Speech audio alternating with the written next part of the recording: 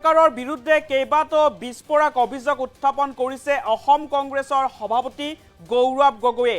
BJP চৰকাৰখনে বৰ্তমান নিৰ্বাচনী আয়োগৰ জৰিয়তে ভোটাৰ তালিকা খেলিমেলি কৰিব বিচাৰিছে বুলি গৌৰৱ গগৈয়ে মন্তব্য কৰিছে। পুলিচৰ ভয় দেখুৱাই এতিয়া সাধাৰণ মানুহক ভয় খুৱাব বিচাৰিছে এইখন বিজেপি চৰকাৰে। অসমৰ ৰাইজে এতিয়া বিজেপি চৰকাৰখনৰ বিকল্প বিচাৰিছে বুলি মন্তব্য কৰিছে আৰু বিকল্প হিচাপে এতিয়া অসমৰ ৰাইজে কংগ্ৰেছ দলক বিচাৰিছে বুলি প্ৰদেশ কংগ্ৰেছৰ সভাপতি গৌৰৱ গগৈয়ে মন্তব্য কৰিছে।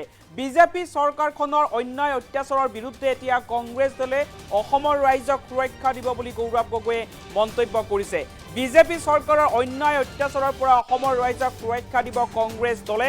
হিমন্ত বিশ্ব শৰ্মা চৰকাৰৰ অত্যাচাৰ ভুগি আছে এতিয়া ৰাইজে। চৰকাৰে পুলিচৰ ভয় দেখুৱাই ৰাইজৰ মাজত ভয় সৃষ্টি কৰিব বিচাৰিছে বুলি গৌৰৱ গগৈয়ে মন্তব্য কৰিছে। বৰ্তমানৰ চৰকাৰে নিৰ্বাচনী আয়োগৰ জৰিয়তে ভোটাৰ তালিকা খেলিমেলি কৰিব বিচাৰিছে। ৰাইজে বৰ্তমান চৰকাৰৰ বিকল্প বিচাৰিছে বুলি গৌৰৱ গগৈয়ে মন্তব্য কৰিছে। কংগ্ৰেছক বিকল্প হিচাপে এতিয়া অসমৰ ৰাইজে বিচাৰিছে বুলি গৌৰৱ গগৈয়ে মন্তব্য কৰিছে। ৰাইজৰ ওচৰলৈ কিদৰে যাব পাৰি সেই সন্দৰ্ভত আলোচনা কৰিবলৈ অসমলৈ আহিব ৰাহুল গান্ধী। ৰাহুল গান্ধীয়ে অসমৰ ৰাইজক উৎসাহ দিব বুলি এতিয়া গৌৰৱ গগৈয়ে মন্তব্য কৰিছে। সেই উৎসাহৰ বাৰ্তাই বিজেপি চৰকাৰৰ অন্যায় আৰু অত্যাচাৰ উফৰাই দিব বুলি গৌৰৱ গগৈয়ে মন্তব্য কৰিছে। ৰাহুল গান্ধীৰ অসম ভ্ৰমণ সন্দৰ্ভত মন্তব্য কৰিছে সাংসদ তথা APCCৰ সভাপতি গৌৰৱ গগৈয়ে। আৰু বিজেপি চৰকাৰৰ অন্যায় অত্যাচাৰৰ পৰা অসমৰ ৰাইজক কংগ্ৰেছ দলে সুৰক্ষা দিব বুলি গৌৰৱ গগৈয়ে মন্তব্য কৰিছে। অসমৰ ৰাইজে এতিয়া বিজেপি চৰকাৰৰ বিকল্প বিচাৰিছে আৰু বিজেপি চৰকাৰখনৰ বিকল্প হিচাপে এতিয়া অসমৰ ৰাইজে কংগ্ৰেছ দলক বিচাৰিছে বুলি গৌৰৱ গগৈয়ে মন্তব্য কৰিছে। বিজেপি চৰকাৰখনে পুলিচৰ ভয় দেখুৱাই ৰাইজৰ মাজত ভয় ভাৱ সৃষ্টি কৰিব বিচাৰিছে বুলি গৌৰৱ গগৈয়ে এক গুৰুতৰ অভিযোগ উত্থাপন কৰিছে। তাৰ লগতে বৰ্তমান চৰকাৰখনে নিৰ্বাচনী আয়োগৰ জৰিয়তে ভোটাৰ তালিকা খেলিমেলি কৰিব বিচাৰে বুলি গৌৰৱ গগৈয়ে এক গুৰুতৰ অভিযোগ উত্থাপন কৰিছে। জনাইছো এটা গুৰুত্বপূৰ্ণ খবৰ। প্ৰদেশ কংগ্ৰেছৰ সভাপতি গৌৰৱ গগৈয়ে বিজেপি চৰকাৰখনৰ বিৰুদ্ধে কেইবাটাও গুৰুতৰ অভিযোগ উত্থাপন কৰিছে। বিজেপি চৰকাৰৰ বিৰুদ্ধে বিস্ফোৰক মন্তব্য কৰিছে প্ৰদেশ কংগ্ৰেছৰ সভাপতি গৌৰৱ গগৈয়ে। অসমৰ ৰাইজে এতিয়া বিজেপি চৰকাৰৰ বিকল্প বিচাৰিছে। বিজেপি চৰকাৰখনৰ বিকল্প হিচাপে এতিয়া অসমৰ ৰাইজে কংগ্ৰেছ দলক বিচাৰিছে বুলি গৌৰৱ গগৈয়ে মন্তব্য কৰিছে। বিজেপি চৰকাৰখনৰ অন্যায় অত্যাচাৰৰ পৰা অসমৰ ৰাইজক কংগ্ৰেছ দলে সুৰক্ষা দিব বুলি মন্তব্য কৰিছে প্ৰদেশ কংগ্ৰেছৰ সভাপতি গৌৰৱ গগৈয়ে। মন্তব্য আছে, মন্তব্য আগবঢ়াইছো। সব ৰাইজে এতিয়াৰ পৰাই এই বছৰ আৰম্ভণিৰ পৰাই ক'বলৈ বিচাৰিছে যে তেওঁলোকক বিকল্প লাগে। 10 বছৰ দিলে এই 10 বছৰত ৰাইজে যথেষ্ট কষ্ট পাইছে। ৰাইজে বিকল্প হিচাপে আমাৰ ফালে চাই আছে আৰু ৰাইজে মাত্ৰ বাট চাই আছে। আৰু আমি কেনেদৰে ৰাইজৰ ওচৰত যাব পাৰোঁ, আমি কোনকেইটা বিষয় লৈ আমি ৰাইজৰ ওচৰত যাব পাৰোঁ, সেই কথাখিনিহে সেইদিনা ব্লক মণ্ডল আৰু পঞ্চায়ত প্ৰতিদ্বন্দ্বিতা কৰা মানুহসকলৰ লগত ৰাহুল গান্ধী ডাঙৰীয়া আৰু খাৰ্গে ডাঙৰীয়াই মত বিনিময় কৰিব।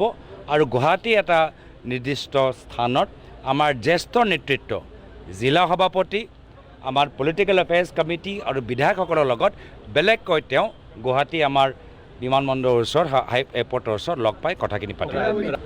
সেইদিনা সংগঠন আৰু নিৰ্বাচন কেন্দ্ৰিক কংগ্ৰেছ দলৰ কি পদক্ষেপ হ'ব লাগে, আমি কেনেদৰে বৰ্তমান চৰকাৰে আজি যি নিৰ্বাচনী আয়োগ যোগেদি ভোটাৰ তালিকাটো খেলি মেলি কৰিবলৈ বিচাৰে আৰু এইখন চৰকাৰ পুলিচৰ ভয় দেখাই ৰাইজক যে মাজত ভয় যে সৃষ্টি কৰিবলৈ বিচাৰিছে, এই চৰকাৰৰ অন্যায়ৰ অত্যাচাৰৰ আৰু অসমৰ জনসাধাৰণৰ মাজত কংগ্ৰেছ দল মাজত কেনেদৰে সুৰক্ষা দিব, আমি ছিকিউৰিটি দিম, আমি অসমৰ জনসাধাৰণৰ সুৰক্ষা কৱচৰ ভূমিকা আমি গ্ৰহণ কৰিম, সেই সম্পৰ্কতে আমি কথাখিনি পাতিম।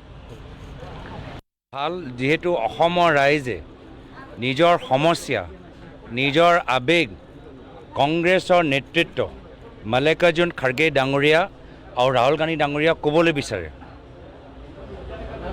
আজি অসমৰ জনসাধাৰণ ভুগি আছে বৰ্তমানৰ বিজেপি চৰকাৰ আৰু হিমন্ত বিশ্ব শৰ্মা ডাঙৰীয়াৰ অত্যাচাৰৰ পৰা ভুগি আছে আৰু সেইকাৰণে নিজৰ আৱেগ তেওঁলোকে আমাৰ দলৰ দুয়োগৰাকী নেতাৰ সন্মুখত প্ৰকাশ কৰিবলৈ বিচাৰে আৰু মই বাট চাই আছোঁ যিদৰে মই আশা কৰোঁ মাল্লিকাৰ্জুন খাৰ্গে ডাঙৰীয়া ৰাহুল গান্ধী ডাঙৰীয়া আমাৰ দলৰ কৰ্মীখিনি আৰু তেওঁলোকৰ যোগেদি সমগ্ৰ অসমৰ ৰাইজক যি উৎসাহৰ বাৰ্তা দিব সেই উৎসাহৰ বাৰ্তা আগন্তুক দিনত বৰ্তমান বিজেপি চৰকাৰৰ অন্যায় আৰু অত্যাচাৰ উফৰাই দিব কেইটামান বজাত আহিব আৰু সেইদিনা কাৰ্যসূচী কি আছে কাৰ্যসূচী আমি আনুষ্ঠানিকভাৱে আমি গুৱাহাটী ৰাজীৱ ভৱনত আমি প্ৰকাশ কৰিম আজিৰ তাৰিখত আমি বহুত আমাৰ পৰামৰ্শ আমি পাই আছোঁ আমাৰ দলৰ কৰ্মীখিনি এটা হেঁপাহ যে তেওঁলোকে নিজৰ কথাখিনি ক'বলৈ বিচাৰে কিন্তু আমাক এই কাৰ্যসূচীৰ বাবে আমাক এটা নিৰ্ধাৰিত এটা প্ৰক্ৰিয়া সমঝাই দিছে সেয়া হ'ল যে কংগ্ৰেছ প্ৰেছিডেণ্ট মাল্লিকাৰ্জুন খাৰ্গে ডাঙৰীয়া আৰু ৰাহুল গান্ধী ডাঙৰীয়া বিশেষকৈ আমাৰ ব্লক সভাপতিসকল মণ্ডলৰ সভাপতিসকল আৰু যিসকলে যোৱা পঞ্চায়ত নিৰ্বাচনত প্ৰতিদ্বন্দ্বিতা কৰিলে বিশেষকৈ তেখেতৰ লগতহে মত বিনিময় কৰিবলৈ বিচাৰে মই নাভাবোঁ যে এনেকুৱা এটা পৰিস্থিতি আমি আকৌ নিৰ্বাচনৰ আগত পামগৈ তো সেইকাৰণে ৰাহুল গান্ধী ডাঙৰীয়াৰ খাৰ্গে ডাঙৰীয়াৰ কথাখিনি প্ৰত্যেক মণ্ডলত যে আমি লৈ যাব পাৰোঁ প্ৰত্যেক পঞ্চায়তত যে আমি ল'ব পাৰোঁ সেইকাৰণে আমি বিশেষকৈ মণ্ডল সভাপতি পঞ্চায়তত আঞ্চলিক পঞ্চায়ত প্ৰতিদ্বন্দ্বিতা কৰা ব্যক্তিগৰাকী ব্লক সভাপতি আৰু জিলা সভাপতিজনকহে আমি এখন মিটিঙলৈ নিমন্ত্ৰণ জনাইছোঁ ৰাজ্যত